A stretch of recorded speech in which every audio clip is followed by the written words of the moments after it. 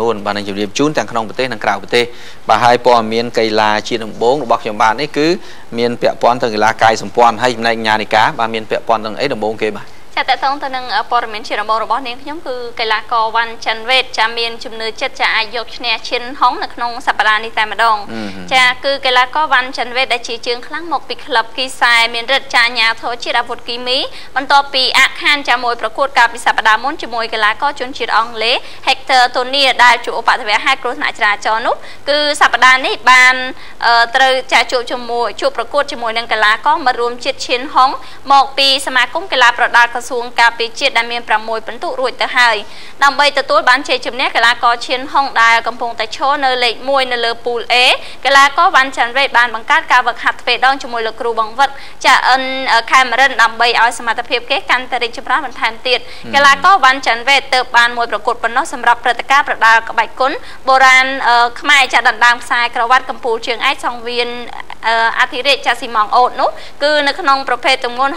63.5 គីឡូក្រាមខណៈដែលដៃគូរបស់គេគឺកីឡាករជនជាតិអង់គ្លេសចា Hector Tony គឺអវត្តមានហើយឆ្លងតាមការវឹកហាត់នោះលោកអិនខាមរិនដែលជាគ្រូបង្វឹកនិងសម័យខ្លួនផ្ទាល់វ៉ាន់ចាន់វ៉េតមានជំនឿចិត្តចាអាចយកឈ្នះមិត្តរួមជាតិនៅក្នុងសប្តាហ៍នេះដែលឲ្យខានតែបានដើម្បីឈានទៅគ្រប់គ្រងតំណែងជើងឯកដែលមានទឹកប្រាក់ចំនួន$2,500ផងដែរបាទហើយឥឡូវយើងមើលទៅកីឡាកាយសម្ព័ន្ធវិញកញ្ញានិកាកន្លងមកឃើញថាកាយសម្ព័ន្ធនេះមិនសូវមានសកម្មភាពអីទេណាឥឡូវដោយសារតែកីឡា SEA Games ឆ្នាំ2023នឹងចូលមកដល់នោះឃើញថាកីឡាកាយសម្ព័ន្ធកម្ពុជាបណ្ដុះបណ្ដាលថ្នាលបានជាង10នាក់ហើយសម្រាប់ត្រៀមកីឡា SEA Games ឆ្នាំ2023បាទហើយមកទល់ពេលនេះថ្នាលកីឡាកាយសម្ព័ន្ធប្រមាណជាង10នាក់ដែលសហព័ន្ធបានធ្វើការជ្រើសរើសយ៉ាងពិសេសនោះគឺបានកំពុងតែធ្វើការវឹកហាត់យ៉ាងសកម្មជាប្រចាំបាទជាមួយនឹងលោកណយផាន់ណាដែលជាគ្រូបង្វឹកឆ្នើមនិងជាអគ្គលេខាធិការសហព័ន្ធកីឡាកាយសម្ព័ន្ធកម្ពុជាបាទដើម្បីបង្កើនសមត្ថភាពនឹងឲ្យកាន់តែប្រសើរឡើងថែមទៀតដើម្បីត្រៀមលក្ខណៈមុនការមកដល់បាទសម្រាប់ព្រឹត្តិការណ៍ប្រកួតកីឡា SEA Games ឆ្នាំ2023ដែលកម្ពុជាទទួលធ្វើជាម្ចាស់ផ្ទះហើយលោកណយផាណានឹងដែលជាគ្រូបង្វឹកនិងជាអគ្គលេខាធិការសហព័ន្ធកាយសម្ព័ន្ធកម្ពុជាបានបញ្ជាក់ថាដោយអនុវត្តតាមអនុសាសន៍របស់ឯកឧត្តមបណ្ឌិតថោងខុនដែលជាប្រមុខបាទគណៈកម្មាធិការជាតិអូឡ িম্পিক កម្ពុជានិងជាប្រមុខសហព័ន្ធកីឡាកាយសម្ព័ន្ធកម្ពុជាបានណែនាំឲ្យសហព័ន្ធកីឡាជាតិទាំងអស់ត្រូវបណ្ដុះបណ្ដាលថ្នាលកីឡាករកីឡាការិនីឲ្យបានច្រើនចាប់ពីពេលនេះតទៅហើយលោកបន្តថាអ្វីត្បិតតែកីឡាករកីឡាការិនីកាយសម្ព័ន្ធជម្រើសជាតិត្រូវបានរំសាយតែពួកគេនឹងព្យាយាមមកវឹកហាត់ជាមួយថ្នាលជារៀងរាល់ថ្ងៃផងដែរហើយលោកបានអះអាងថាថ្នាលទាំងនេះគឺទម្រាំទៅដល់ SEA Games ឆ្នាំ2023នោះពួកគេអាចមានសមត្ថភាពគ្រប់គ្រាន់ដើម្បីដណ្ដើមយកមេដាយជូនជាតិមាតុភូមិរបស់យើងបានយើងមើលណាឥឡូវរៀងល្អណាការវឹកហាត់នេះឃើញថាគ្រប់យ៉ាងតែម្ដងបាទយើងមើលអាចនឹងដណ្ដើម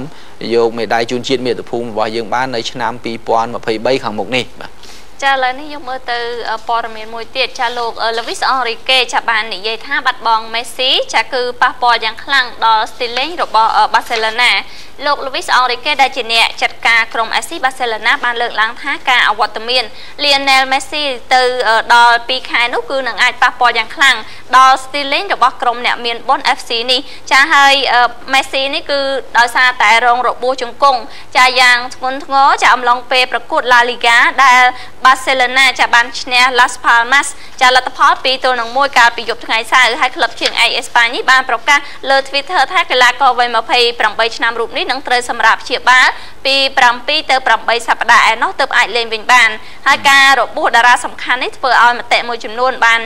លើកឡើងថា Barcelona កំពុងតែមានជម្រើសកីឡាករស្ដួយស្ដាងបំផុតព្រោះថាក្លឹបនេះអាចទិញកីឡាករចូលព្រោះជាប់ពីចាមមិនអាចទិញកីឡាករចូលបានទៀតទេដោយសារតែជាប់ពីនៃរបស់ FIFA ដោយពួកគេគឺបានលក់ Pedro ទៅឲ្យ Chelsea នៅរដូវក្តៅនេះហើយជាពិសេសថ្មីនេះតែម្ដងខ្សែបម្រើ Rafinha ចាគឺរងរបួសត្រូវសម្រាប់រយៈពេលយូរថែមទៀតផងបាទនេះគឺ Messi ណាបានទទួលរងរបួសហ្នឹងបើនិយាយចំទៅត្រង់ជង្គង់នេះខ្លាំងតែម្ដងចា បាទត្រូវសម្រាប់ច្រើនខែបាទហើយឥឡូវមើលទៅព័ត៌មានមួយទៀតបាទពាក់ព័ន្ធទៅនឹងគ្រូបង្វឹក Jurgen Klopp បាទគឺនឹងព្រមបាទដឹកនាំក្រុម Liverpool តែមានលក្ខខណ្ឌមួយបាទហើយលោក Jurgen Klopp ហ្នឹងគឺអតីតអ្នកចាត់ការក្រុម Borussia Dortmund បាទអាចនឹងព្រមព្រៀងបាទទៅដឹកនាំក្រុម Liverpool បាទជំនួសអ្នកចាត់ការបច្ចុប្បន្នគឺ Brendan Rodgers ប៉ុន្តែមានលក្ខខណ្ឌមួយគឺក្លឹបបាទត្រូវតែលុបបំបាត់គណៈកម្មាធិការទិញដូរកីឡាករដោយឲ្យសិទ្ធិដល់រូបលោកនឹងជាអ្នកសម្រេចចិត្តជាធំបាទហើយបើយោងតាមសេចក្តីរាយការណ៍ចុងក្រោយបរិសញ្ជាតិអាល្លឺម៉ង់ Jurgen Klopp អាចនឹងបញ្ចប់ការសម្រាករបស់ខ្លួនហើយព្រមដឹកនាំក្រុមហង្សក្រហម Liverpool បើសិនបើជាលោកទទួលបានសិទ្ធិសម្រេចចិត្តខ្លួនឯងនៅក្នុងការទិញដូរកីឡាករជាជាងថ្នាក់លើបាទរបស់ក្លឹបនឹងជាអ្នកសម្រេចបាទហើយលោក Jurgen Klopp នឹងវ័យ49ឆ្នាំនិងលោក Carlo Ancelotti អតីតអ្នកចាត់ការក្រុម Real Madrid នឹងគឺជាបេក្ខជនដែលឈានមុខគេបាទនៅក្នុងការជំនួសតំណែងលោក Rodgers បើសិនបើម្ចាស់ក្លឹប Liverpool លោក John Henry ហើយនឹងក្រុមហ៊ុនបាទគឺ Fenway Sport Group នឹងសម្រេចថានឹងផ្លាស់ប្ដូរមែនបាទរៀនអ្នកចាត់ការ Liverpool បាទបច្ចុប្បន្នគឺលោក Rodgers នឹងមិនអាចសម្រេចចិត្តទិញដូរកីឡាករដោយខ្លួនឯងបានទេពលគឺលោកត្រូវចាំការសម្រេចចិត្តពីម្ចាស់ក្លឹបលោក Henry Tom Werner នាយកប្រតិបត្តិ Mike Gordon ហើយនិងនាយកគ្រប់គ្រង Jen Ivan Are ជាដើមបាទនេះគឺលោក Jurgen Klopp ហ្នឹងលោកចង់ឲ្យលោកដឹកនាំប៉ុន្តែលោកជាអ្នកសម្រេចចិត្តទើបលោកយល់ព្រមចា៎បាទសូមអរគុណណាស់នៅវគ្គក្រោយយើងនៅមានព័ត៌មានសិល្បៈកំសាន្តជាច្រើនមកជំរាបជូនជាបន្តនៅពេលនេះពីកម្មវិធីអនុញ្ញាតសម្រាប់បន្តិចសិនបាទមានពេលខ្លះមិនស្រួលខ្លួនតែ